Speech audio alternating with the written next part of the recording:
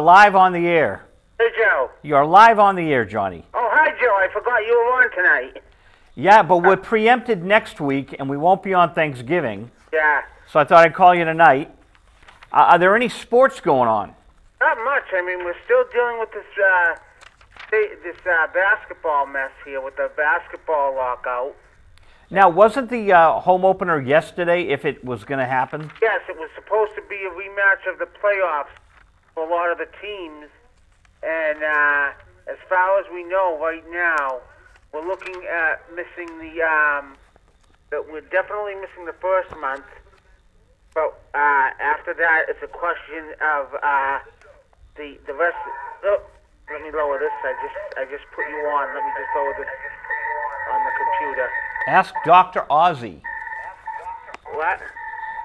Yeah, John, you'll have to hang up if you're going to have that way loud in the background. Okay, there we go. Thank you. Yeah. You should know. You've been calling people for years. Oh, well, yeah, but see, what I do is I listen to the radio and I keep the volume down because I'm not messed up by the delay.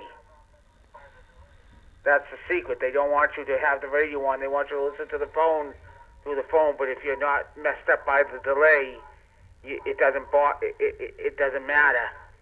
But right now they've canceled the first month, and if they have to cancel next month, then there's no possible way they can get a 50-game season in unless they play back-to-back days through the rest of the season, which means every day of the week between January and the end of the season, there's a slate of games. You know, I cannot help but think how selfish this is because the players make money. The owners make money. So this is just pure greed that disrupts the sport and disrupts the fans. Joe, in this case, it's not so much the players, the owners, as much as the players. The players want a bigger piece of the pie than the owners. The owners are willing to give them 51% of the take, but the players don't want more than that. They want 52.2% of the take. And the second best offer the owners have had out there is a 50-50 split, but the players are sticking on a 52% stake on all the basketball-related revenues. Interesting. Are you a big basketball fan? I know you're more of a baseball fan. Oh, no, I watch the Celtics. I like the Celtics, and I watch the All-Star game. I think the big thing we look at, too, with this commissioner in the NBA is the fact that back before this even happened, before the strike was called, the commissioner was going on TV and the radio and saying, quote, that out of 30 teams, 22 of them are losing money, and we may have to contract teams. Wow. I don't think you have to contract teams, and this statement goes actually back to when the baseball players went on strike in '94 and we lost the whole second half of the season and the playoffs and World Series. You contract and consolidate teams, and if 22 teams are losing money, then that means you got to go from 30 maybe to 15, and the commissioner has got to get off this kick about not putting a team in Las Vegas, considering the WNBA, which is run by the National Basketball Association, has a team in Connecticut, and where do they play? Mohegan Sun Arena. If you walk 25 steps out of the arena, what's outside of the arena? The Mohegan Sun Casino. So what's the difference between playing in Vegas and playing in Connecticut? Is it that people are less likely to bet on women's basketball than men's baseball? I don't know, but I thought you and I were outside of the arena on Tuesday night. Oh. Kaboom. Oh yeah, that was just on Tuesday night. What was going on up here in Medford at the council meeting? That was like a Texas Tornado wrestling match. A Texas Tornado wrestling match. John, you and Tony D'Antonio, myself, and Bob Capucci, we were the most civil people talking. In that case, if you want to say it that way, that was a fatal four-way. We were the most civil people talking. I went up, presented my case, I went to the gym. That's why I'm so svelte tonight. Yeah. But those guys were immature. And Mark Rumley called them immature. He was just as immature as them. Well, I mean, that's the way it is in politics. But But he's not a politician. He is a lawyer. He should know better. You know, he did what David Scarry did in court. They lose their cool. They lose their cool. So he was called a henchman. Right. The term henchman is volatile. It's said to get under your skin. Rumley knows that. Counselors went so far as to use the word Gestapo and he used Gestapo. You're right. And Hitler. But you see, that was Paul Camuso trying to.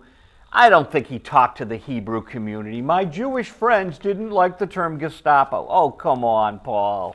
That was disingenuous. And so Penta turned around and used an even harsher word. Yeah. You know, in this day and age, no one gets upset over the word Gestapo. No one gets upset over the word fascist. Right. These are terms, okay? No one is, and if you want to take a 24-year incumbent mayor, he is a dictator. It was a proper use of the word. Exactly.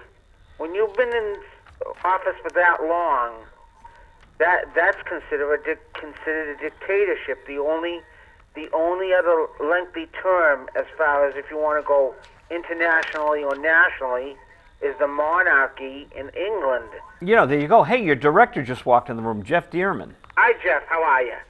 Maybe he waves you. Maybe Monday night we'll all trek up to the Woburn Sports Bar to see D.A. We did have a little Red Sox news today. And that is? They were still interviewing for managers. They didn't say who they brought in for the interview, but in the interim, 2 people were fired, the strength and conditioning coach and the assistant strength and conditioning coach. So, boy, we're bouncing from politics back to baseball. Well, I mean, but I like the topic that they were so immature on. Well, remember also this was, as we all know. Hey Jeff, this, I got to know which camera you're going to. So there's no red lights on them. This is an election year, so they're also pubbing for votes, and this is their last week to get on TV and so-called beg for votes before November 8th general election here in the city, in Medford. So, they have censored my DVD. The station manager of TV3, Medford, a 23-year-old immature child, told the mayoral candidate that he didn't like the audio at WinCam, which, of course, is wonderful. It blows away TV3 Medford's audio. There was an audio difficulty. I was involved. I was standing outside in the hall when they were talking, and basically the comment was made that there was audio difficulties. We can't play it until... Now, wait a minute. Let me stop you. In the Boston Globe, Dan Sarno said that he never looks at videotapes. Well... So he lied to the Boston Globe. He illegally played my demo, my DVD. He is jealous because our production qualities are so high here, our standards are so high, and he censored a DVD because he is jealous. And he is hurting the electoral campaign, the mayoral campaign, and you know what I'm doing. I am going to raise Cain over this. Right, yeah, well, I mean, Joe, that's the way we have to be. This is an election year. And he is a 23-year-old immature brat who doesn't know about the First Amendment to the United States Constitution. Correct. First Amendment to the United States Constitution. Right, and that's... I got my director here, and Jeff, you know what? I don't see the red lights, man, and so I don't know which camera's on. This camera's on now. This is going to make our show like TV3 Medford. We don't want to go there. No, but we do know that all the candidates that are running for office are going to be on TV3 next Monday night, the night before the election. Well, they're going to be on tomorrow night. They're taping tomorrow night. Oh, so it's going to be a tape thing. Yeah, they're taping at 6 o'clock tomorrow night. Okay, so then that show, the Ziggy Bush show, which they're all going to be on, not be live on Monday. It will be a tape thing. Yeah, and you know what? Anthony is going to bring up the censorship. So Tony's bringing up the censorship, and you know that they're not going to want to talk about it. They're going to edit him. Of course. They're going to edit him. He's going to slash TV3 for censoring the DVD. Yeah. So this is going to be interesting. It's definitely going to be interesting, and maybe just for jollies, we might be able to get a tape of that show, and maybe you might want to show that segment where Tony speaks. Well, you know, it'd be Ziggy's copyright, so I'm not gonna air it without Ziggy's permission. So. Well, yeah, but what I'm saying is just to give people an idea of how they censored down there, and we know about. I know you know about my story about how they cost me my sports show by doing that Dirty Talk Live, and I had major guests coming on, and to this day, one of the board members says I agreed to not hold TV3 responsible for anything. John, they lie. It's not even worth talking about it because they lie. Basically, here's what's going on. They have disrupted the mayoral campaign. They have played Mayor McGlynn since April 11th. They are not playing Tony D'Antonio. No. They didn't give you a fair shot. The mayor didn't even advertise the primary. So, that being said, plus, from April, let's just say one other thing. From April till just about 2 months ago, every night you were seeing an ad for the mayor touting the success that the city has had with its recycling program. But how fitting that it only shows up during an election cycle. Well, I'm going to Deval Patrick tomorrow on this one. Oh, geez, that'll be fun. I'm going to I went to all the politicians in Medford. Everyone knows about it. They're all disgusted with what's going on down there, and they're cheating the ratepayers, the Comcast ratepayers. Now, the mayor has come up with this wonderful idea of bringing Verizon into town the week before the election. Well, you know, on Monday, I will have information from Mark Rumley, the city solicitor, on who is on the cable TV commission, because what the mayor had on the website was in direct conflict with information that I have. Right. So Richard Trotter's name is now off of the front page of Medford.org, and you can thank me for that, for keeping McGlynn honest.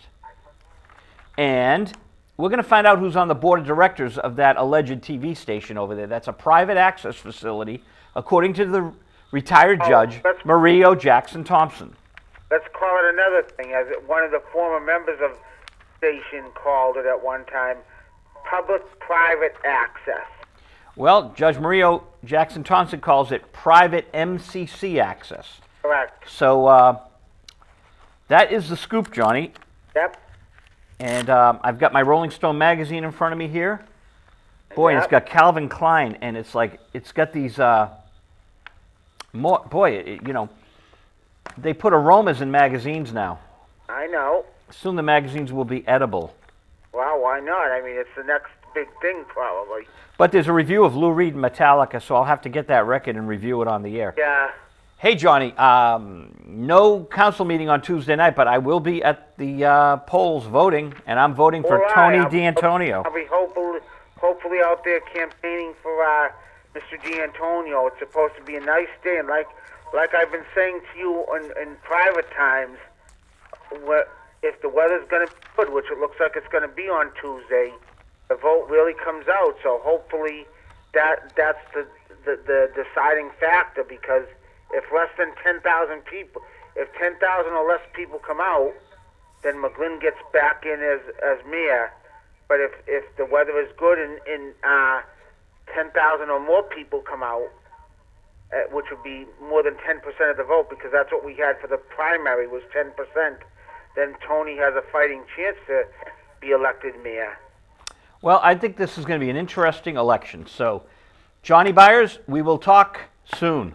Next Thursday, correct? Oh, no, you'll be preempted next week. Yep, preempted next week, but we'll be on the week after that. Okay, bye. Thanks, bye. That was John Byers, mayoral candidate in Medford. And that's what's going on in Medford.